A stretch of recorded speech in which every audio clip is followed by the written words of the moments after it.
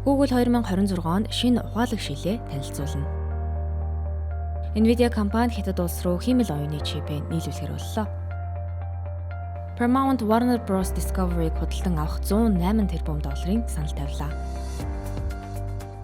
Уг найрамдах хятад ард улсын худалдаа түүхэндээ анх удаа $1 их давлаа. Өнөөдөр надтай студид хамт Намын Эрдэнэ болон Можигсүрнээр ажиллаж байна. Өглөөний мэндийг хүргэе. Өглөөний мэнд.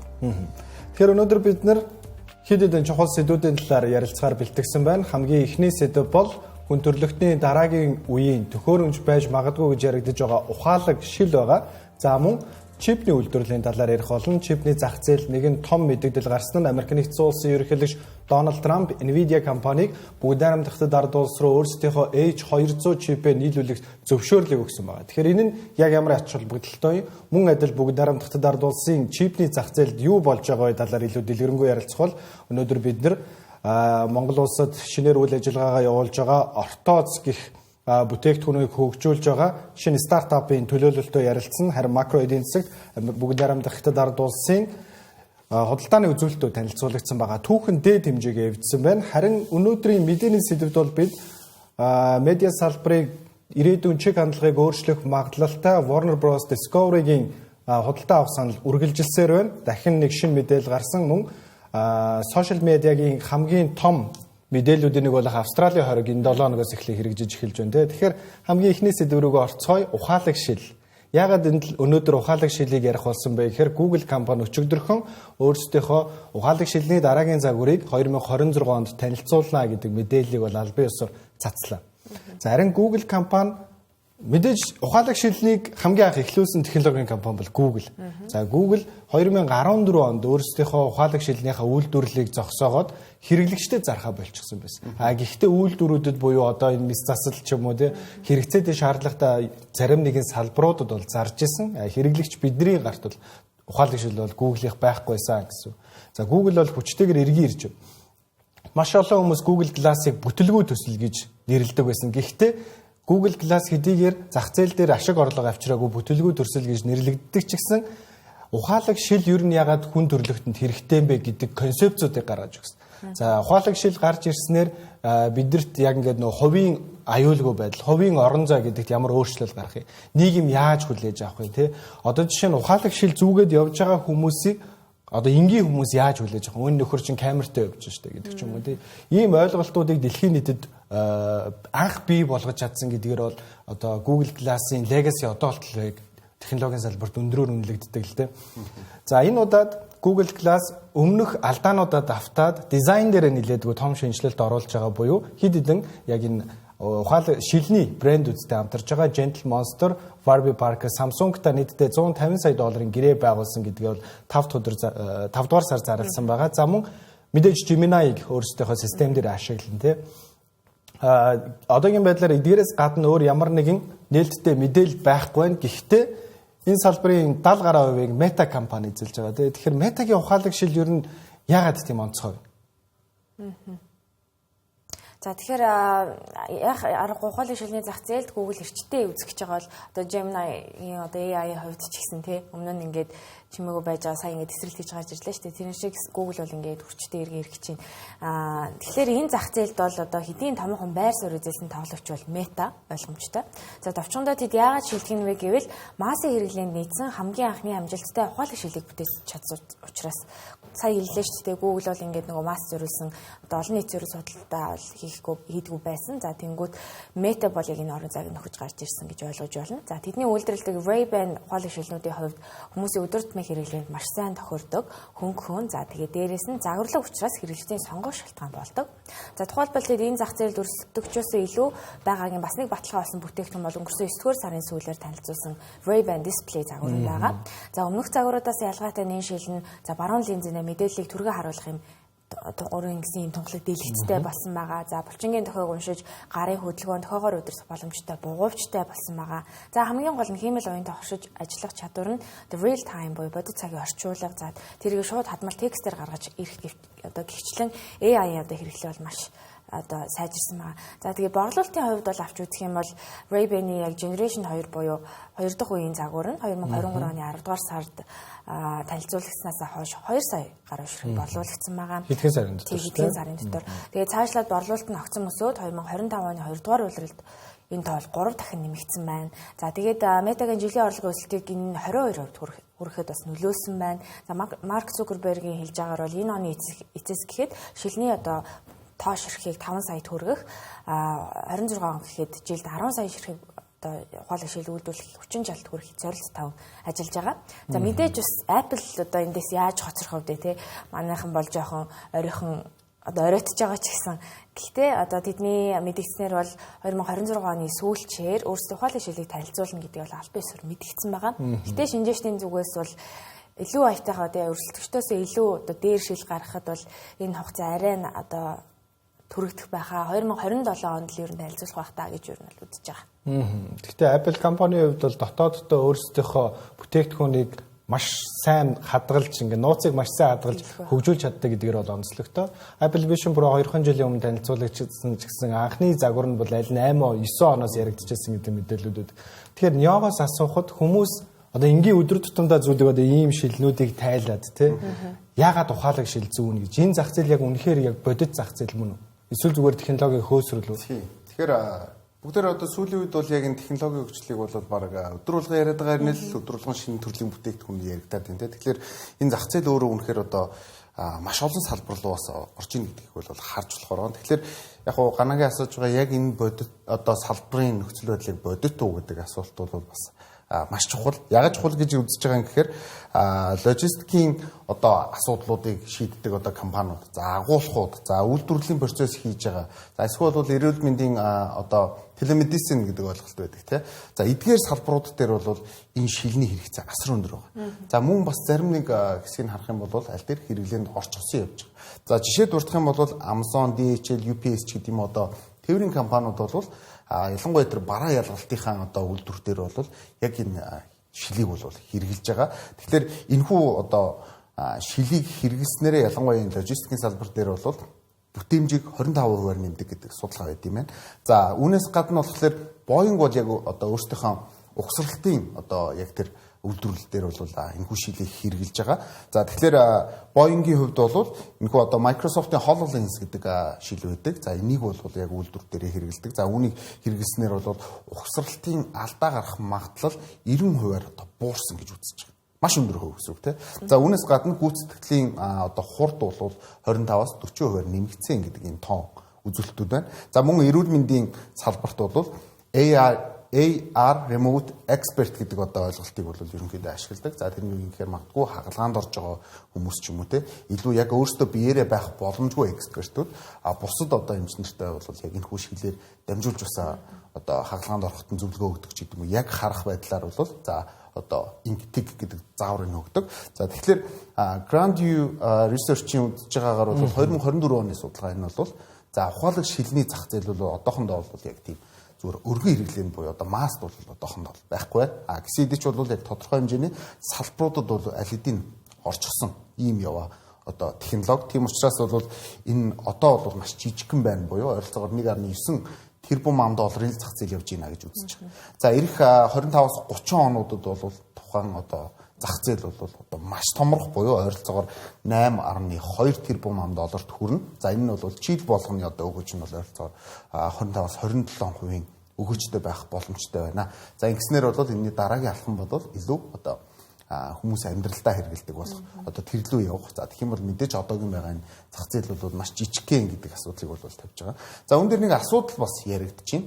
Тэгэхээр мэдээж загвар дизайны асуудал бол яригдана. Бид нар яг амьдрал дээр хэрэглэхэд бол одоо амьдралыг яг ингээ харж байгаа болон шилэн дээр юм хараад хахаар хүн тэр хоёрын нэг яг бодит байдлыг нь зөрүүлэх магадaltaй байдаг учраас энийг бол одоохондоо шийдэх нь бол хамгийн том асуудал гэж ярьж байна. За дараагийн асуудал бол мэдээж батарейны асуудал те бид нар Apple дээр хүртэл Vision Pro дээр хүртэл асуудал байгаа гэдгийг бол урд нь бас ярьж исэн. За үүн дээр хамгийн бас яг бүтээгдэхүүнээ гаргачихсан нэгэн компаниг би бас цоож дурдъя. За 2021 онд бол тус компани болоод бүр нэлээд одоо бум болж исэн буюу үнэлгээ нь маш өндөр үнэлгээнд хүрч исэн. За энэ бол Америкийн Vuzix гэдэг компани байдаг. За Wuxi гэдэг одоо ticker symbol-аар нь бол одоо бас хүмүүс бас мэдэж магадгүй. Тэгэхээр би тус компани бас график дүрслэлийг яг үнийн өсөлт бууралтыг бас ингэүү зурган дээр бас харуулъя гэж бодож байна. График зурган дээр. За Инхүү харж байгаа компани хувьцааны үнэлгээ бол 24 онд бол маш хүчтэй өссөн. Ялангуяа 11-р сард буюу Дональд Трампыг гарснаас хойш. За одоо энэ бол мэдээж улс төрийн асуудалтай холбоотой байсан гэж бол бас шинжээч тайлбарлаж байгаа. За тэгэх юм бол бид нар 2020 онд юу болсон гэдгийг бол бүгдээрээ мэднэ. Бүгд одоо ковидын одоо хязгаарлалтаас болоод гэртээ байсан. За энэ үед бол одоо юу гэдэг яг Zoom ч гэдэг юм уусгал зарим нэгэн одоо компаниуд бол бас өсчихсөн шүү дээ. Тэр нь болохоор нөгөө гэртээ байгаа гэдгээр. За Netflix энэ дэр бас ордог. За үүнд бол Wuxi компани бол орж исэн. За тэр нь юу юм гэхээр гэрээсээ нөгөө хичээл хийх боломжууд бүрдсэн байсан учраас за хүмүүс бол илүү ухаалаг шилийг ашиглаад илүү одоо бүтээмж гаргах боломжтой гэж үзчихсэн. За тэгэхээр тухайн үед бол ойролцоогоор 1 орчим доллароос бол тус компани бол $30 төрж исэн. За өнөөдрийн үнэ нь бол $3 явж байна. Энэ зах зээл нөгөө өснө гэдэг хүлээлтээр бол тус компани бол харьцангуй бас хөрөнгө оруулагчдын сонирхолд байна гэж харж болохоор. Тэгэхээр эндээс зөвхөн одоо Америкийн нэгдсэн улсад төвдөө технологийн хэдхэн компаниудын талаар бол ярьж болохгүй тий. Хятадын компаниуд ч гэсэн байгаа. Snap байгаа. За том компаниудаас гадна. За мөн Alibaba байгаа. За мөн Baidu бас өөрсдийнхөө ухаалаг шилээ танилцуулж байгаа. За Alibaba-гийн хувьд бол өнгөрсөн 7 хоногт өөрсдийнхөө ухаалаг шилээ зах зээл дээр худалдаанд гаргаж эхэлсэн байгаа шүү дээ. Мөн адил бусад Америкийн нэгдсэн улсад төвдөө технологийн компаниудаас харахад үнийн хувьд илүү хямдхан. Гэхдээ ижилхэн үзүүлэлтүүдийг бол санал болгож байгаа. За энэ жил гэхдээ Meta компани зүгээс миний хувьд анзаарсан нэг зүйл нь юу байсан бэ гэхээр аливаа нэг технологийн бүтээгдэхүүнд killer element гэдэг зүйл байх хэрэгтэй. Зөвхөн тэр бүтээгдэхүүн дээр л ашиглаж болох үз функцүүд. Миний хамгийн гоё таалагдсан Meta Ray-Ban-ы энэ жилийн дэвшилт нь болохоор орчны дуу чимээг багасгаад одоо жишээ нь миний урд хоёрын одоо яриа надад сонсогдохгүй байгаа үед бусад ингээд орчны чимээнүүдийг багасчаад хоёрын яриаг зөвхөн ингэж тод олгож надад сонсогддог тийм функцийг оруулж ирсэн. За энэ бол одоо баг зэргийн сонсголын бэрхшээлтэй хүмүүст бол маш том дэвшил гарна. За нөгөө талаасаа зүг чиг ингэж заадаг функцүүд нэмэгдсэн байна. Дэлгэцтэй болсон байгаа шүү дээ. Тэгэхээр одоо жишээ нь гудамжинд явж байхад ямар нэгэн саад дотгоор тааруул тэрийг урьдчилж хиллэх юм уу те эсвэл нэг ямар нэгэн ресторан руу явж байгаа бол тэрийг нь зүг бүрээр ингэж заадаг болсон байгаа. Энэ нь бол ялангуяа за одоо энгийн хүмүүс бол нэг төдийлөн тоохгүй байх ухаалаг гаргацтай байгаа учраас харин харааны бэрхшээлтэй хүмүүсийн хувьд бол энэ одоо нэг game changing буюу тоглоомын дүрмийг өөрчилж болох үс тийм функц байгаад байгаа. Тэгэхээр идрээс гадна яг түрүүний ярьжсэнчлэн Google-ийн алдаануудыг давтахгүйгээр нийгэмд олон нийтэд яаж хэрхэн хүлээн зөвшөөрөгдөх вэ гэдэг асуудал байгаа. Тэгэхээр мажаагаас асуухад ер нь яагаад ухаалаг шил гэж. За тийм энэ бол их сонирхолтой асуулт. Ер нь бол бид нэр ингээд за та хоёроос нэг асуулт асууя л да. Та хоёрт яг ухаалаг утас яг өдөрт мэрэглэж яг бүрэн хангалттай байж чадж гинөө. Эсвэл зарим нэг үйлдэл нь ядаргаатай санагдаж эхэлж байгаа. Хитрхи их ингээ үйлдэл хийгээд аим санагдаж гинөө. Хитрхи ингээ өдөр тутамдаа ингээ бариад ингээ байн хажуудаа байлгадахаар нэг талаас бол надад бол төвхтэй санагддаг. Надад бол одоогоор яг надад давсан хэрэгцээ байхгүй байна. Тийм учраас одооны байгаа утас маань надад бол хангалттай байгаа тийм. За ер нь бол нэг талаасаа бидний гар утас яг үүнээс илүү ухаалаг болно гэдэг бол бараг л боломжгүй болчихлоо л доо.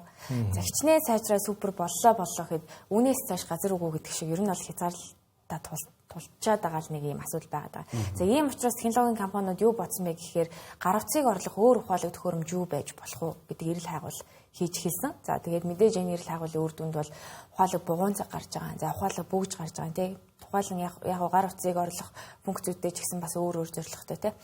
За эдгээр нэг нь бол яг ухаалаг шил болж байгаа юм л да. За өөрөөр хэлбэл хүмүүсийн өдөр тутам ашигладаг эд зүйлсийг ухаалаг болгож байгаа гэсэн үг. За нөгөө төгөр яагаад заавал ухаалаг шил гэж гэхээр хиймэл оюу асар хурцтай хөгжиж байгаа энэ үед бас харах, сонсох, ярих гэсэн энэ гурван үйлдийг нэг дор хийлгэхэд магадгүй хамгийн тохиромжтой хэлбэрний ухаалаг нүдний шил байгаад байгаа. Тэгэхээр мэдээж ухаалаг шил улам бүр хөгжөөд сайжраад хүн бүр хэрэгэлдэг болчвол гар утас бараг байх шаардлагагүй болох юм ч нөхцөл байдал үүсэж болохоор байгаа. Ийм учраас л ухаалаг шилийг сонгож байна.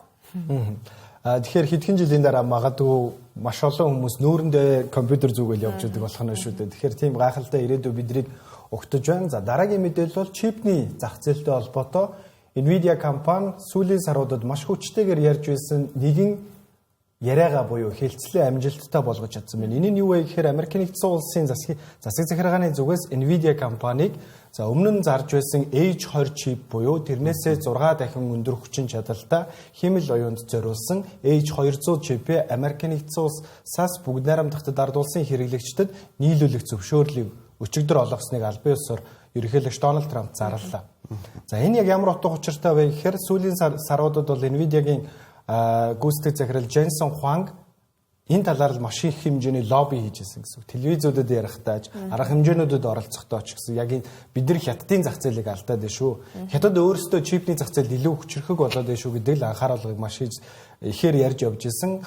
Түүний хувьд бол маш том хэмжээний ялалт боллоо гэдгийг бол олон улсын хэвлэлүүд онцолж байна. За энд нэгэн сонирхолтой зүйл байгаа нь хэрвээ энэ H200 чипээс хятадаас олж байгаа орлогуудын 25%-ийг Америк нэгдсэн улсын засаг захиргаа авна.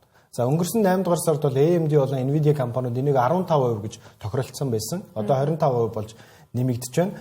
За ерөнхийлөгч Дональд Трампын хувьд бол бүгд найрамдахад ард улсын дарга Ши Жинпинг маш эргээр хүлээж авсан гэдэг зүйлийг бол өөрийнхөө Truth Social хуудсан дээрээ бичсэн байна. Гэхдээ зарим их сурвалжуудын хэлж байгаагаар за хятад бол өөрсдийнхөө дотоодын чипийг үйлдвэрлэж байгаа шүү. Яг энэ Nvidia компани энэ химэл оюуны чипнүүдийг авахгүй байх, хүлээн зөвшөөрөхгүй байх магадлалууд маш өндөр байгаа.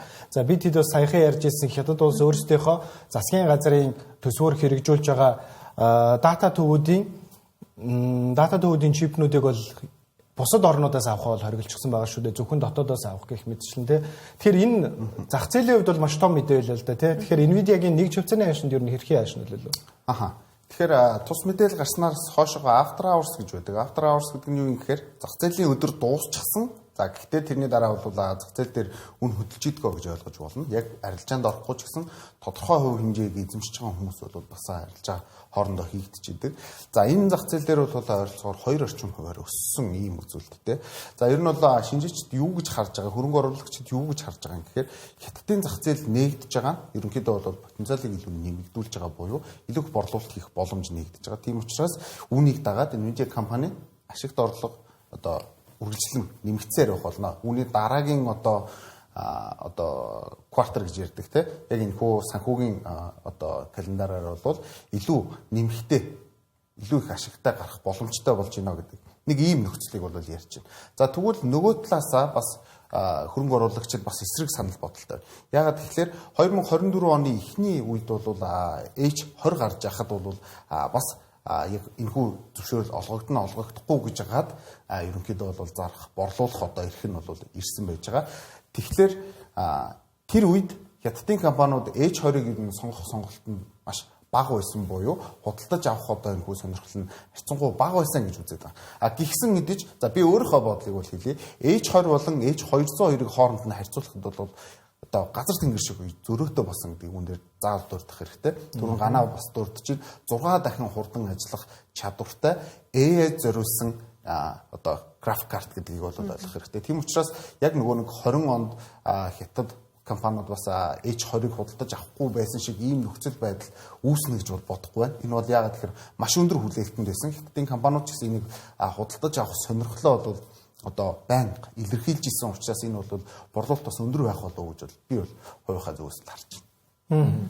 Nvidia компанийн хувьд бол шинэ том зах зээл албан ёсоор нэгдэж байна шүү дээ. Гэхдээ одоо тэдний хамгийн хүчирхэг хэмэл оюунд зориулсан чип болох Blackwell-ыг бол одоогийн байдлаар хятад руу борлуулах зам бол одоогийн байдлаар нэгдэг байна. Гэхдээ хятадын компаниуд өөрсдийнхөө чипийг аль хэдийн хөгжүүлээд эхэлсэн. Хятадын компаниудын чипний хөгжүүлэлт юу болж байна?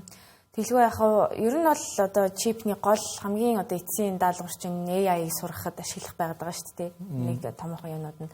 Тийм тэгэхээр хятадд бол энэ нэрэлт бол маш өндөр байгаа. Тэгэхээр тийм ч учраас томоохон клауд үйлчилгээ үзүүлэгч нь улам бүр дотоодынхоо шийдэл рүү шилжиж байгаа. За тиймээс одоо дотоодын компаниудын өрсөлдөөн өчтэй. Тэгээд бас зах зээл божинжээ. За тухайлбал Moore's Ways гэсэн компани байна. За 2020 онд Nvidia-гийн хятад гаралтай инженеруудын баг байгуулсан чипөө үйлдвэрлэгч байгаа. За товчхондоо бол Nvidia шиг чипөө хийх гэж оролдож байгаа. Хятадын дотоодын чипөө хөгжүүлэлтийн хамгийн хурдан өсөлт үзүүлж байгаа юм компани байгаа. Маш сонирхолтой нэгэн тоо мэдээлэл хэлэхэд IPO зарлаад эхний өдөртөө 400% өссөн байна. Энэ компани нэг чивцэний хашаа. үнэхээр сонирхолтой. Энэ компаниг одоо Хятадын зах зээл болоо Азийн зах зээл дээр Хятад Nvidia гэж нэрлэж. Тийм. Хятад Nvidia гэж нэрлэдэг. За үнийн хувьд бол гэхдээ харьцангуй хямд дотоод зах зээлд илүү өрсөлдөх чадвартай гэдэг давуу талтай юм компани байгаа.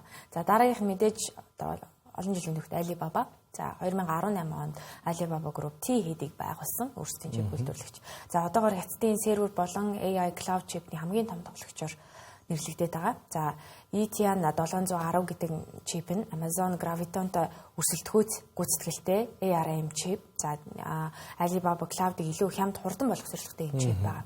За Hangguang 800 гэсэн бас чип байна. Энэ бол одоо Nvidia T4-тэй ойролцоо гүйцэтгэлтэй ийм чип байгаа.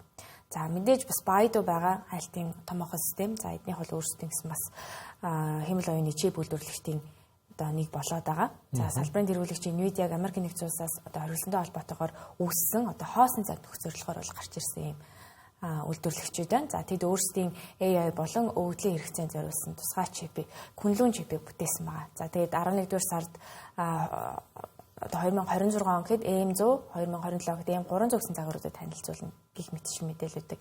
За Tencent гэсэн бас компани байгаа. Гэх мэтчлэн ингээд Хятадын одоо дотоодын зах зээлд бол өрсөлдөхүйц одоо маш олон компани байна. Одоо тэгээд Nvidia маань одоо яах эсхийг бол мэдэхгүй байна. Тэгэл яах вэ? Тэгэхээр технологийн өрсөлдөөнд нэг компани урт хугацаагаар өөрсдийнхөө бүтээгдэхүүнийг хамгийн шилдэг төвшөнд байлгах бол өөрөө маш хэцүү. Тэгэхээр Nvidia компанийн хувьд ChatGPT танилцуулагдсанаас хойш тодорхой хэмжээний яг энэ хэмэл оюуны зах зээлд бол өрсөлдөгч байхгүй байна. AMD ч гэсэн өөрсдийнхөө бүтээгдэхүүнүүдийг хөгжүүлж байгаа боловч энэ зэрэгцэж ирээг байна. Харин Хятадын компаниуд илүү хямд өртөгтэйгээр богино хугацаанд орж ирж байна гэдэг зүйлийг бол зах зээл дээр бол хөрөнгө оруулагчид бол анхааруулсаар байгаа.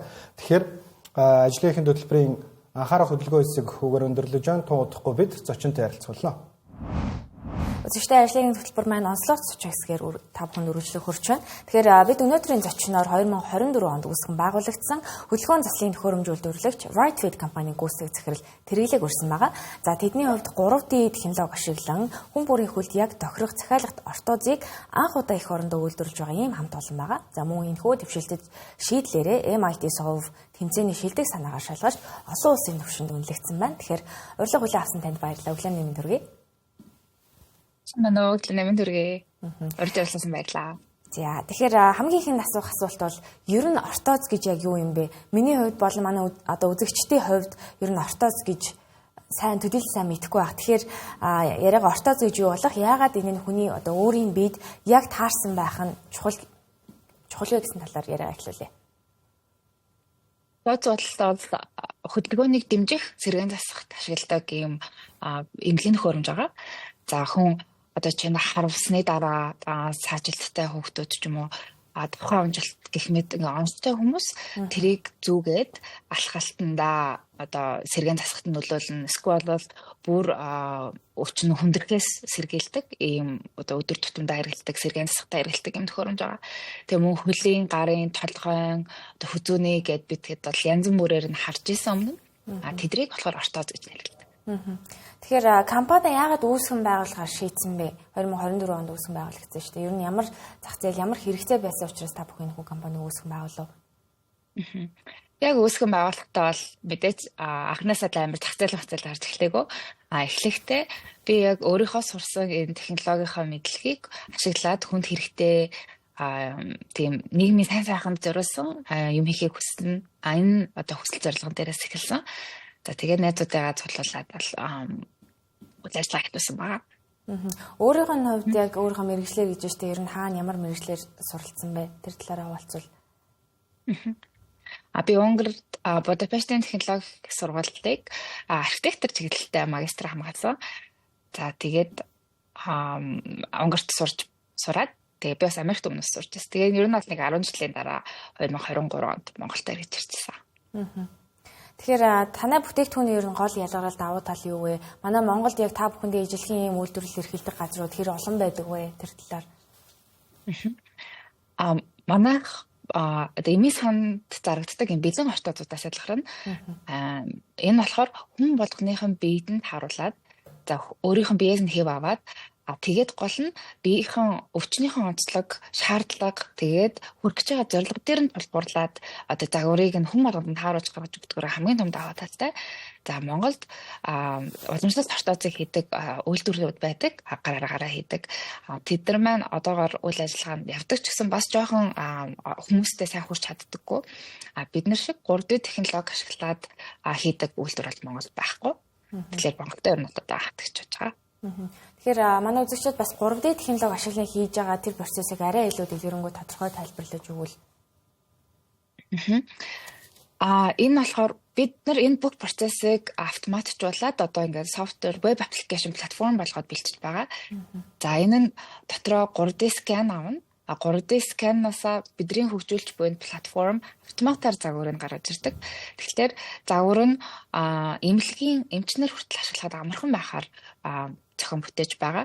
За тэгээд 3D тэр энжин дээрээ загвар маань автоматар гарч ирээд тэгээд тэр 3D моделийг татаж аваад 3D хэвлэхэд бэлэн болж байгаа. Тэгэхээр ерөнхийдөө уламжлалт аргаар ойролцоогоор 2-3-7 хоног энэ ортозыг үйлдвэрлэдэг байсан бол одоо 2-3 хоногийн дотор бэлэн болох ийм процессыг үүсгэсэн байгаа. За та бүхний ер нь цаашдын зорилго төлөвлөгөө юу вэ? Тэр талаараа хаваалцвал. За бид нэр 2026 онд бол гадаадын зах зээлд гарч болох үед төвшингийн бүтээгдэхүүн бэлтгэхээр зорж явж байна. За дараа жилдээ бол Монголдо 2-3 эмнэлэг дээр энэ хүү процессыг туршиж үзээд за тэгээд процессыг улам сайжруулад одоогоор бас Сингапур, Хонконгод туршиж үзэхээр хвчсэн ярилцаад явж байгаа. Тэгэхээр MIT сургуулийн бас шилдэг санаагаар шалгарсан шүү дээ. Энэ талаараа хаваалцвал бас баяр хүргэе. Баярлалаа. MIT сав маш гайхамшигтай тэмцээнд хүрэлээ. Бид нар ямар тэмцээнд хүрсэн бэ гэхээр Global Health Challenge буюу дэлхийн эрүүл мэндийн асуудлыг инновацлог аргаар шийдэх ийм тэмцээн байсан. За нийтдээ дэлхийд даяар 3,000 өргөдөл гаргагчид оролцоод тэгээ эрүүл мэндийн салбарт 6 оролцох шилдгээр шалгарсан. Тэрнийх нь нэг нь болсон. Тэгээ ер нь энэ тэмцээнд хүрэх магадлал 1% байсан гэсэн үг. За тэгээд тэмцснээрээ мэдээж шагнал урамшууллаас гадна менторшип хөтөлбөр дэлхийн бүр топуудаас одоо зөвлөгөө авах одоогоор бас Johnson's-ийн дижитал цахим эрүүл мэндийн захирал нь одоо манай чемпион болоод ажиллаж байгаа. За тэгээд мөн үн төлбөргүй хуулийн зөвлөгөө, үйлчилгээнүүд авах гэх мэт маш том их нөөц боломж бид нарт одоо олчж байгаад маш их баяртай байгаа. Тэгэхээр ярилцлагаа төгсгөлд одоо яг та бүхэн Монголын зах зээлд яг ямар үр дүн гаргацсан байна? За ер нь бас ямар хүндрэл бэрхшээл байгаа талаар яриагаа дуусгая. За Монголын зах зээлийг мэдээж жижигхэн болохоор томорхоод хэцүү байдаг. Бид одоогийн байдлаар 30 ширхэг ортоз хийж үйлдвэрлэж хүмүүс өгсөн байгаа. Тэгсэн таагаар одоо 40-50 орчим. За тэгээд бид нар бас эмнэлгүүдэд сургалтууд орж байна. Ямар хөвчтэй хүнд, ямар сэргээн засах шаардлагатай хүнд энэ ортозыг хэрэглэх вэ гэдэг талаар инженерт сургалт орж байна. Өвчтнүүдтэй ортозыг нь хийж өгч байна. За тэгээд 3D хэвлэх технологиг бас эмнэлгүүдэд зааж сургаж эхэлж байгаа. Одоо өнөөдөр өглөө чинь манай анхны сургалт орсон. Өглөө 7 цагт. Тэгэхээр иймэрхүү үйл ажиллагаанууд хийгээ явж байна. Удахгүй Монголын эмнэлгүүд өөрсдөө ортозоо үйлдвэрлээд өвчтөндөө хүрдэг болно гэдэгт бол гэж найдаж байгаа. Тэгэхээр урилга хүлээн авч бидэндээ ярилцсан танд маш их баярлалаа. Үзэгчдээ бид ажлын төлбөрийн онцлог зочин хэсэгт хөдөлгөөн заслын төхөөрөмж үйлдвэрлэгч Rightfeed компани гүйцэтгэх цэрэл тэргэлтэй ярилцлаа. Манай ажлын төлбөр дараагийн хэсгээр үргэлжлэх болно. Баярлалаа. Бүгд найрамдахад ард улсын 11-р сарын худалдааны үзүүлэлт танилцуулагдсан байна. Бүгд найрамдахад ард улсын худалдаа түүхэнд анх удаа $1,000 босхийг давлаа. Энэ талаар макро эдийн засгийн хэсэгт бид илүү дэлгэрэнгүй ярилцах болно. Тэгэхээр нёгоос асуухад худалдааны тэнцэл ямар хөө гарав? Тэглээ. Хятадын худалдааны 11-р сарын тэнцлийн үр дүн бол одоо маш эерэг нөлөөлөлтөй гарлаа гэж ойлгож болно. За бид бас юунаас хамаарат бас Азийн зах зээлүүд өсөж байгаа талаар бол мэдээлж ирсэн. Тэгэхээр яагаад энэ жил бас ийм хүчтэй байгаа талаар бүгдээрээ бас ярилцсан зүйтэй баг. За мэдээж энэ жил бол тэр чигтээ тарифын асуудал яригдчихсэн. Тэрнээс болоод зах зээлүүд эдийн засгийн яг тэрхүү хурд удаашрна гэж бол хүмүүс харж ирсэн бол харин эсрэгээрээ ийм нөхцөл байдал харагдаад.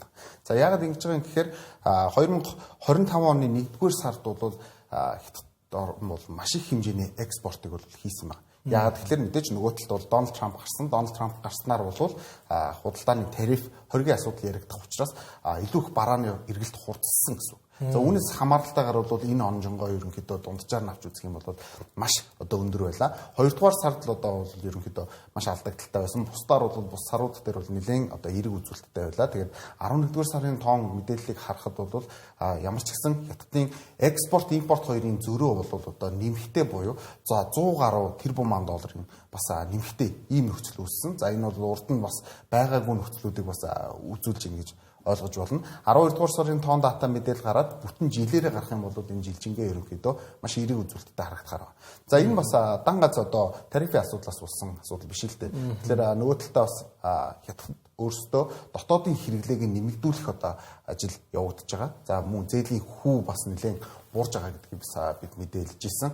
Тэгэхээр тэрнээс хамаарад ер нь бол хүмүүсийн бас худалдаа авах, за гадагшаага бас экспортлох одоо тэр нөхцлүүд бол нэлээд нэмэгдэж байна гэж харж болохоор байна. Тэгэхээр худалдааны тэнцэл эерэг гарна гэдэг нь бол эдийн засгийн онолынхоо дагуу бол тухайн улсын валютыг чангатгах ёстой тий. Тэгэхээр бүгд найрамдахад ард улсын мөнгөн валют буюу юаны ханшинд ер нь яаж нөлөөлж байна?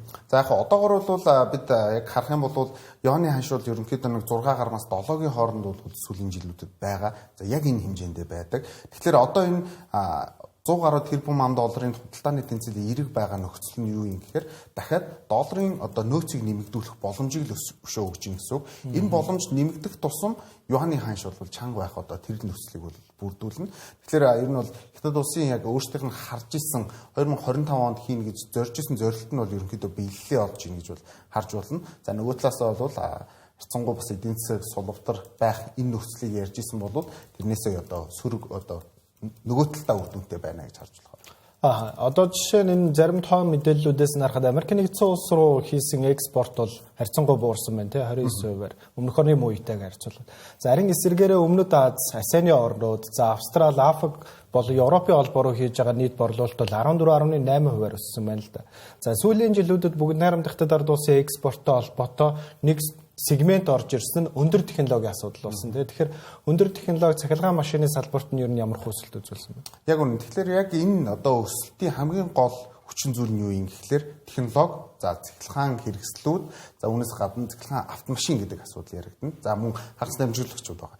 Тэгэхээр нийт одоо энэ өсөлтийн ихэнх хувь нь одоо ерөөсөө бидний энэ яриад байгаа технологийн асуудал. Технологи илүү экспортлдог орн болж байна гэсэн үг. Тэгэхээр тийм учраас яг өмнөх жилийн мөн үетэй харьцуулахад бол экспортын орлого бол 5.9%-аар импорт ч гэсэн бас дагаад нэмэгдээд байгаа. Тэгэхээр импорт нь бол 1.6%-аар нэмэгдсэн байсан. Тэгэхээр энэ хоёрын зөрөө бол одоо тэр дөрөвний бидний ярьдаг 100 гаруй тэрбум долларын ашиг байгаад за хятадын эдийн засаг бол бас харьцангуй бас сайн эргээд байна, хөдлөөд байна гэдгийг бол үүнээс харж болохоор үр дүн харагдаж байна. Тэгэхээр үргэлжлүүлээд Америк нэгдсэн улсын төв банкны талаарх мэдээллүүдийн талаар ярилцъя. Тэгэхээр өнөөдөр Америк нэгдсэн улсын төв банкны энэ жилийн хамгийн сүүлийн мөнгөний бодлогын шийдвэр танилцуулагдах ёстой хуваартай байгаа. Гэхдээ бидний өнөөдрийн ярилцах эхний сэдэв бол холбооны нөөцийн сангийн дарагт шинээр нэр дэвшиж байгаа эрхэм байгаа. Тэгэхээр хэн шинээр нэр дэвшиж байна? Ер нь Жером Паулийн асуудал юу болж байна? Яг одоо нэр дэвшигч нар бол яг тодорхой болоогүй нийцсэн байдлаар гэхдээ хамгийн нэр дэвших боломжтой хэн байна гэдэг бол судалгаанууд аль дээр хийгдээд эхэлчихсэн байна. Тэгэхээр бид өнөөдөр яг танилцуулах энэ судалгаанууд бол CNBC телевизээс явуулсан Fed Survey гэдэг нэртэй одоо энэхүү судалгааг хийсэн байна. За энэ судалгаагаар бол за Дональд Трампын хамгийн ойрын хүн болох за өөрийнх нь бол яг эдийн засгийн зөвлөх за Кевин Хассет гэдэг хүн байж байгаа. Кевин Хассетыг бол нийтдээ Fed Survey-д оролцсон хүмүүсийн 84% нь бол ерөнхийлөгч Дональд Трамп бол ерөнхийдөө санал болгоно гэдгийг бол хэлсэн байна. Гэхдээ тэр хүмүүсийн ердөө 11% нь л Кевин Хассетыг дэмжинэ гэдэг мэдээлэл өгсөн байна. Тэгэхээр илүү одоо нөгөө засгаас одоо санал болгож байгаа хүнийг нийт одоо иргэд бол дэмжих тал дээр бол харьцангуй сул байна гэж бол ойлгож болно. За нөгөө талдаа бол Сант Луисын төв банкны тэргүүн Кристофер Воллер гэж хүн байдаг. За Воллерыг бол бид бас өмнө бас нэлээд сайн танилцуулж ирсэн. Воллерын хувьд бол харьцангуй энэ сервид бол нэлээд чанга буюу 47% одоо хүмүүсийн саналыг ямар ч сан дараагийн холбооны нөөцийн сангийн тэргүүн болох ёстой гэдэг бол одоо мэдээллийг бол өгсөн байгаа. За үүний араас бол Кевин Warsh байгаа. Кевин Warsh бол 23% та. Тэгэхээр эдгээр эрхмүүд бол ерөөсөө дандаа board member-ууд буюу одоо төв банкны тэрхүү шийдвэр гаргалтанд бол нөлөөлж хамгийн том хүчин зүйлүүд буюу тэр төв банкны захирлууд гэж ойлгож байна. Америк нэгдсэн улсад бол нийтдээ бол 12 ширхэг төв банк явж байгаа. Тэгэхээр энэ төв банкуудын захирал бол дараагийн одоо тавигдах боломжтой гэж бол иргэд бол үзэж байна. За нөгөө талаасаа бол нэр дэвших явц нь бол мэдээж Дональд Трампын засгийн газраас орж ирэх учраас Кевин Хасеттийг бол орж ирэх боломжтой гэдэг дээр бол саналтай байна. Тэгээд нөгөө хоёр дээр бол яг хуу нэр дэвших нь бол ерөөсөө нэг 5-аас 6% л байна гэдэг юм мэдээлэл байна л та. Тэгэхээр иргэд юу гэж харж байгаа юм гэхээр өөрсдийнх нь хүссэн үнийг бол ямарчсан тавихгүй юм байна гэдгийг бол энэ судалгаанаас бол харж болохоор.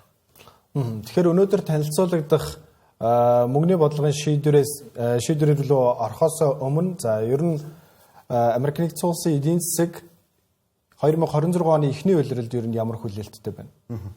Тэгэхээр сангийн сайд Скот Бейсэнд хэлж байгаагаар бол бидний яг өнөөгийн явж байгаа энэ эдийн засгийн бодлого бол маш зөв явж байгаа. Бид маш зөв чигтээ явж байгаа учраас бидний өнөөдрийн хөрөнгөний зах зээлээс та бүхэн харж болно гэж ер нь бол тайлбарлаж байгаа. Мэдээж хөрөнгөний зах зээлийг юу гэж хардгийг гэхээр тухайн улсын эдийн засгийн эрүүл мэндийг одоо тодорхойлох хүчин зүйлээ гэж үздэг шүү дээ. Тэгэхээр Скот Бейсэнтэй хэлж байгаагаар бол ямар ч гэсэн 26 оны эхний удирдалд бол бид нар бол айх хайцгүй өссөн хിവэрэ байх болно гэж бол тайлбарлаж байгаа. Тэгэхээр өнөөдөр танилцуулагдах таамаглал ер нь ямар хувь байна? 25%-аар бууруулах шийдвэр бол хэвэндээ авах шүү гэдэг. Яг одоогийн байдлаар. Тэглээ. Өнөөдөр өглөөгийн байдлаар бол ямар ч гэсэн өнөөдөр шүн гарах буюу Монголын цагаар шүн 3 цагт гарахад яг холбооны нөөцийн сангийн шийдвэр буюу бодлогын хүүгийн шийдвэр бол тэг 125%-аар бол буурах магадлал бол 88%-тай байна. 88% гэдэг бол баг ер нь бол нэг өдөр 87 байсан шүү дээ. Тодорхой байна гэсэн үг тийм. Гэхдээ бас нэг асуудал орж ирсэн. За тэг 125 болон түүнээс дээш гэдэг асуудлыг бас яригадаад эхэллээ. Тэр нь болохоор магадгүй тэгээр 5%-аар буулгах бас боломжийг бол ярьж ийн гэдэг бол илүү зах зээл илүү эрэг одоо энэ чиглэл рүүгээ явж байна. За дахиад энэ 2026 оны эдийн засгийн эхлэл өөрөө маш тийм тэлэлттэй ийм эхлэх шаардлагатай байгаа учраас энэхүү асуудлуудыг бас яриад байна л да. Тэгэхээр бид өмнө бас хэлжсэн Жером Паулын хувьд бол мэдээж шууд тон датан дээр тулгуурлаж одоо шийдвэрээ гаргадаг гэдгийг бол тайлбарлаж ирсэн болоод одоо яагаад энэ холбооны нөөцийн сангийн тэргүүн солигдох гээд байгаа вэ буюу дахин энэ асуудал яригадаад байгаа вэ гэхээр 2026 онд ерөөсөө зах зээлийг тэлэх шаардлагатай л гэж үздэг. Тэгэхээр үзэгчдээ бид макро эдийн засгийн хэсэгт бүгд найрамдахад орд улсын 11-р сарын худалдааны үзүүлэлт болон өнөөдөр шөнө танилцуулагдах Америк нэгдсэн улсын холбооны нөөцийн сангийн мөнгөний бодлогын хүүгийн талаарх шийдвэрийн таамаглалын талаар ярилцлаа. Өнөөдрийн хөтөлбөр өнөөдрийн мэдээ хэсгээр үргэлжлэх боллоо. Үзэгчдээ ажлын хөтөлбөр өнөөдрийн мэдээгээр үргэлжилж байна. Та бүхний яг энэ цаг мөчид зайлшгүй мэдэх шаардлагатай мэдээллийг би та бүхэнд хүргэх болно. Бид та бүхэнд хүргэх болно. Тэгэхээр хамгийн ихний мэдээ бол өнгөрсөн дугаар дээр одоо шууган тарьсан мэдээлэл байгаа. Netflix, Warner Bros-ыг худалдан авах хэсэг тал дээр за тэгвэл дахиад нэг өрсөлдөгч гарч ирсэн. Мэдээж 3 компани санал тавиад Netflix тэргүүлсэн шүү дээ. За тэгвэл дахиад нэг өрсөлдөгч гарч ирсэн нь Paramount байлаа. За өнгөрсөн 7 хоногт Netflix бол бэлэн мөнгө болон хувьцааны хоцолсон хэлбэрээр буюу нэг ч хувьцааг нь $27.75 үнэлээд за 2325-ыг нь бэлэн одоо мөнгөөр за $450-тай тэнцхийн бол Netflix-ийн хувьцааг ингээд санал болгосон ийм санал тавьсан ба. За тэгсэн чинь Paramount Skydance-аас нэг ч хувьцаанд $30. За тэгээ бүр болоо бүгдийг нь бэлэн мөнгөөр өгөх санал гаргасан ба. Тэгэхээр буюу одоо нийт $108 тэрбум санал тавьсан гэсэн. За Netflix бол нийт дүнгээр 82.7 тэрбум долларын долларыг санал болгосон. За онцлог үйл явдал нь юу байсан бэ гэхлээр энэ мэдээ гармагц Paramount-ийн хувьцаа 9%-аар за Warner Bros-ийн хувьцаа 4.4%-аар өссөн байна. Тэгэхээр энэ ийшээ бол ингээд олон нийтийн анхаарал хэр зэрэг одоо хандаж байна вэ гэдэг нь бол эндээс харагдаж байгаа. За гол нь энэ худалдан авах саналын ард хит хитэн санхүүжүүлэгчид байгаа.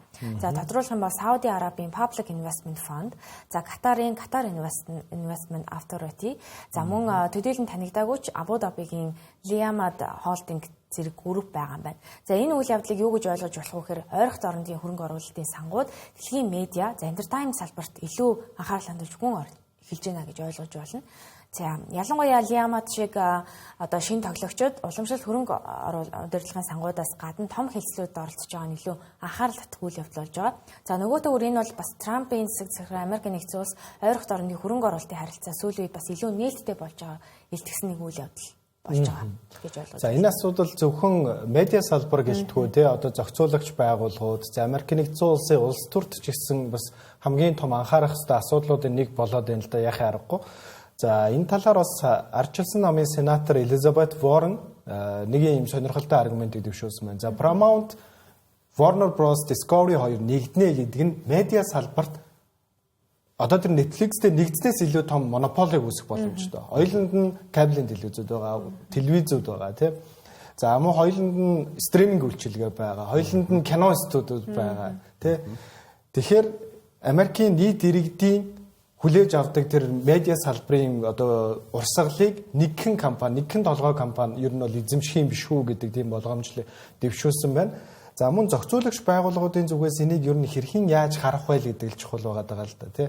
Тэгэхээр үүнд хамгийн их нөлөөлж болох уу хүмүүсийн нэг нь бол мэдээж олон улсын хэвлэлүүдийн бичиж байгаагаар бол ерөнхийлөгч Дональд Трамп байж магадгүй гэдэг зүйлсүүдийг бичиж байна. Яагаад вэ гэхээр яг одоо энэ Paramount-ийн хилцэл дээр орж ирж байгаа Affinity Partners гэдэг компани гүйцэтгэх захирал нь за ерөнхийлөгч Дональд Трампын хүргэн байгаа.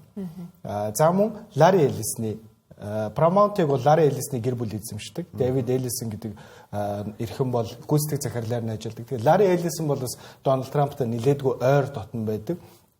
Бид нар Америк нэгдсэн улсыг одоо дараагийн химэл оюуны технологийн төвшөнд авчрах том төслийг Larry Ellison болон Дональд Трамп нар хамтарч зарлж ирснийг бол мэдж байгаа. Тэгээ Stargate төсөл тий. Тэгэхээр Дональд Трамп ер нь энэ дээр ямар байр суурь илэрхийлж ах шиг байна. Хэвлэлүүдэд мэдээлэл өгөөд амжих шиг боллоо тий. Тэглээ. Тэгэхээр Дональд Трампын хувьд болохоор энэхүү хилцэл хийгдэх юм бол медиад одоо салбар бол хэтэрхий нэг талдаа гарна буюу одоо Netflix-ийн хувьд бол маш том одоо зах зээлийг эзлэн. Тийм учраас мэдээллийн аюулгүй байдал гэдэг зүйл бол алдагдана гэж бол тайлбарлаж байна.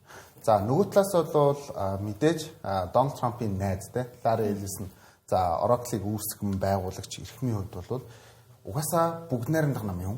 За бүгд найрамдахын одоо яг тэр бодлогыг одоо цааш нь залгамжилж авч яваа одоо эрхмүүдийн нэг. Тийм учраас хитрхи одоо Netflix-д очих юм бол одоо Дональд Трампын өөрийнх нь бас одоо тэрхүү одоо медиа салбарт байх тоглох боломж нь хумигдах учраас энэ дээр бол илүү Ellison-ы гэр бүлд бол нааштай шийдвэрийг бол ярьж байна гэж бол тайлбарлаж байна. За үндсэндээ бол ерөнхийдөө хоёр хувийн компани бие биедээ зарагдана гэдэг нь бол гадаад хүчин зүйлийн нөлөөлөл бол нэг их байх боломжгүй боловч Дональд Трампын хөө оролцож байгаа шийдвэр нь бол хитрхи одоо зүүнний бас нөхцөлийг бол бүрдүүлээд байна уу да гэдэг бас шинжээчдийн таамаг байна. Цаашдаа энэгээр явах юм бол одоо компани болгоны дотоод асуудалтай одоо улс оролцоод ах юм бол энэ өөрөө жинхэнэ ардчлал гэдэг зүйл байхгүй болно гэдгийг бол одоо тайлбарсан ийм одоо тайлбарууд интернетээр дөрвөн болж эхэлж илээ л да. Тэгэхээр бид нар бол яг тус одоо гэрээ хилцлийг хийгдсэний дараагаар бол энэ дээр бол үнэлтдэг үнэлтэд бас ярьсан зүг бах гэж ойлгож байна. Тэгэхээр одоо Warner Bros, Discovery-г те цаашид хинж эзэмших байсан медиа салбарын ирээдүйн чиг хандлагыг тодорхойлох судалтай авалт болох нь тодорхой. Тэгэхээр энэ худалдаа авах хэлцлийг бол бид шинэ мэдээлэл гарах болгонд даган та бүхэнд хамгийн сүүлийн үеийн мэдээллүүдийг нөрөх болно. Тэгэхээр дараагийн мэдээлэл бол сошиал медиа гигант компаниудтай холбоотой Австрали улсын сошиал медиа гиганттай холбоотой нэгэн том шийдвэр энэ 7 хоногоос эхэлж хэрэгжиж эхэлсэн байгаа тий. Тэгэхээр ямар шийдвэр юунаас хизэнээс хэрэгжиж эхэлж байна? За бид бас өмнөх дугааруудаа нэлээд хэдэн сарын өмнө Австралийн энэ хүү сошиал хоргийн талаар бол мэдээлж байсан. Тэгэхээр 2050 гэж хэлсэн боловч яг хизэнээс хэрэгжиж эхлэх нь төдийлөн тодорхой байж байгаад одоо яг хэрэгжиж эхлэх одоо өгнөө тодорхой болж байна буюу 12 дугаар сарын 10-ны өдөр буюу өнөөдрөөс эхэлж байгаа. Энэ хүү Австралийн сошиал хориг. За ямар сошиал платформуд хамрагдах вэ гэхээр Instagram, Facebook, Threads, за Snapchat, YouTube, TikTok, Kik, Reddit, Twitch, X зэрэг 10 платформыг хамарч байгаа энэ хориг болж байна. За тэгээд эдгээр платформуд нь бол нас баталгаажуулах технологи ашиглан 16-аас доош насны хэрэглэгчдийг илрүүлж, за тэдний хаягийг хаах эсвэл төр зогсох үүрэгтэй. За хэрвээ платформуд нь боломжит бүх арга хэмжээг аваагүй тохиолдолд 49.5 сая Австрали доллар буюу 32 сая доллар орчим Америк доллар орчим төгрөгөөр торгуул одоо ногдуулах арга хэмжээ аавн. За хүүхэд за хуулийг зөрчсөн хүүхэд болон тэдний эцэг хэд ямар нэгэн хариуцлага тооцохгүй буюу одоо үүнээс гарах одоо ямар нэгэн сөрөг үр дагаврын хариуцлагыг бол 100% платформ нь хариуцах тийм одоо дүрмтэй. За тэгээд энд хамаарахгүй платформуд бол одоогоор Discord, GitHub, Google Classroom, Roblox, Steam, WhatsApp зэрэг платформуд байгаа. Гэсэн хэдий ч одоо Roblox компани нь нас баталгаажуулалтын шинэ хяналтыг одоо нэвтрүүлж эхлээд байгаа. Одоо энэ асуудал дээр зөвхөн Австрали улсын асуудал биш те. Одоо энэ Европын холбоо, за мөн бүгд найрамдахтад ард улс гэдэг ч юм уу. Бусад улс орнууд бас ер нь бага насны хүүхдүүдийн сошиал медиа хэрэглээг хэрхэн яаж зохицуулах вэ гэдэг дээр бол их хэмжээний анхаарлыг бол хандуулж байна л да. Нөгөө талаасаа технологийн компаниуд болон контент бүтээгчдийн хувьд бол маш том сорилттой тулгарч байна. За технологийн компаниуд тухайн хүүхдийн насыг зөв тодорхойлж илрүүлэх системийг хэрэглэгч бүр дээр нэвтрүүлнэ гэдэг маань нэгдүгээр зардал нэмэгдэнэ. За нөгөө талаасаа 16-аас доош насны хэрэглэгчнэрээ алдах тийм боломжоо үзэж байгаа. Мэдээж Австралийн хэрэглэгчид гэдэг бол бага тоо санагдаж байгаа боловч бусад улс орнууд Австралийн шийдвэрийг дагаад эхэлвэл энэ юу болох вэ гэдэг асуудал яригдана. За нөгөө талаасаа үг хэлэх эрх чөлөөний асуудал яригдаж байгаа. За сошиал медиа гэдэг зүйл бол зөвхөн хэн нэгнтэйгээ мессежчээд чатлах зүйл биш. Өөрийнхөө үзэл бодлыг илэрхийлэх, үзэл бодлоо илэрхийлж төлөвшөхөд хамгийн том чухал оролцоотой байдаг технологийн бүтээгдэхүүнүүдийн нэг гэж үздэг. Нийгмийн харилцаанд ороход одоо хамгийн чухал үйл үздэг. Нөгөө талаасаа контент бүтээгчдийн хувьд бол өөрсдийнхөө үзэгчдийнхээ баазыг алдна тий. За харин контентын чиглэл бас өөрчлөгдөж магадгүй. За ялангуяа манай Монгол улсын хувьд бол ажиглагддаг бага насны хүүхдүүд буюу 15-аас 16 насны хүүхдүүд одоо Facebook, Instagram, TikTok дээр явж байгаа трендүүдийг ер нь тодорхойлдог. Тэр хүүхдүүд тэр трендийг маш их үздэг. Тэгэхээр тэр трендийн чиг хандлага бас ийм өөрчлөгдөж магадгүй гэдэг зөвхөн нэг хоргийн асуудал биш. Бүр ингээд салбарыг өөрчилж болох үс тийм хууль дүрм журм яригдж байгаа. Тэгэхээр дараагийн ярилцах сэдэв бол мөн адил технологийн салбарыг өөрчилж магадгүйс нэг сэдэв байгаа. Тэгэхээр тэр нь Европын холбоо Google компаниг онлайн дээр байгаа контентуудыг хиймэл оюундаа сургахад ашиглаад байна гэдэг талаар бол шалгалт явуулж эхэлсэн байна. Энэ асуудал хиймэл оюун анх гарч эхэлсэн цагаас л хойш яригдаж эхэлсэн буюу ChatGPT-гээс хойш яригдаж эхэлсэн. За хамгийн Google компанийн хувьд хамгийн ноцтой байсан асуудлуудын нэг нь юу вэ гэхээр Google-ийн Veo гэдэг одоо текстээс зураг үсгдэг хиймэл оюун байгаа шүү дээ. Тэр үед маш олон сэтгүүлчнэр Google-ийн гүйцэтгэх захирлуудаас асууж байсан. Ер нь та нар яаж зургах вэ? Энэ их датануудыг хаанаас олч вэ? Одоо YouTube дээр байгаа санг ашигласан юм шүү. Та нар нээлттэй байгаадаа сангуудаа ашигласан юм шүү. Тухайн үед бол ямар нэгэн нээлттэй хариулт хэлж байгаагүй. Тэгэхээр яг энэ хариултын асуултын хариултыг бол ер нь шалгахаар Европын холбооноос бол нэлээдгүй томоохон хэмжээний шалгах багийг ажилуулж эхэлсэн байна. За нөгөө талаасаа контент бүтээгч одоо бид гурийн одоо хийж байгаа энэ нэвтрүүлэг ч гэсэн сошиал орчин дээр ороод Facebook дээр, Twitter дээр, Instagram дээр, YouTube дээр тавигдвал энэ яг бидний өмч мөн үү?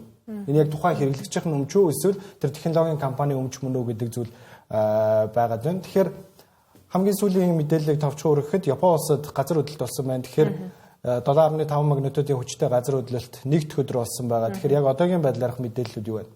За тий. Энэ газар хөдлөлт бол Японы цагуурын агентлагийн мэдээлснээр орон нутгийн цагаар 23 цаг 15 минутад 50 км орчмын гүнд Амори мужийн иргэн ойролцоогоос 80 км зайд болсон байгаа. За Reuters агентлагийн мэдээлснээр 90,000 орчим хүн нүүлгэн шилжүүлэх шаардлагатай болсон байгаа энэ хөө газар хөдлөлтийн улмаас. За мөн тус мужийн захиргааны мэдээлснээр бол 2700 орчим айл бүрх цахилгаангүй болсон байгаа. За зүүн Японы төмөр замын компани ч гэсэн зүүн хойд иргэний дагуу одоо зарим галт тэрэгний үйлчилгээгээ зогсоосон ийм одоо арга хэмжээнүүдийг аваад байна. За газар хөдлөлтөд нэрвэгдсэн иргэдэд хандан Японы ерөнхий сайд одоо анхны эмэгтэй ерөнхий сайд Санае Такаичи тавилга бэхэлсэн хэсгээ шалгах зэрэг өдөр тутмын газар хөдлөлтийн бэлэн байдлаа дахин нэг баталгаажуулж одоо ямар нэгэн дөргөлт мэдрэгдвэл нэн даруй нөхөд бэлэн байгаарай гэж одоо орон нутгийн иргэдэд нь анхааруулсан байна. Ийм мэдээлэл. Тэгэхээр үзэгчтэй Тэнгэр телевизийн ажлын хэн хөтөлбөрийн лав гарагийн дугаар үгээр өндөрлөж байна. Бид хөрөнгийн зах зээл нэгдэх гэж байгаатай холбоотойгоор за Google компани шинээр танилцуулагдах ухаалаг шил болон чипний зах зээл гарсан шинэ мэдээллүүдийн талаар болон бүгд найрамдахтад ард улсын 11-р сарын худалдааны үзүүлэлт Америк нэгдсэн улсын өнөөдөр танилцуулагдах Төв банкны шийдвэрийн таамаглалын талаар ярилцсан бол за медиа салбарын дараагийн өнгө төрхийг тодорхойлох томоохон хилцэл болох Paramount болон Warner Bros Discovery, Netflix-ийн талаар хамгийн сүүлийн үеийн мэдээллүүдийг хүргэлээ. Манай хөтөлбөртэй хамт байж анхаарлаа хандуулсанд баярлалаа.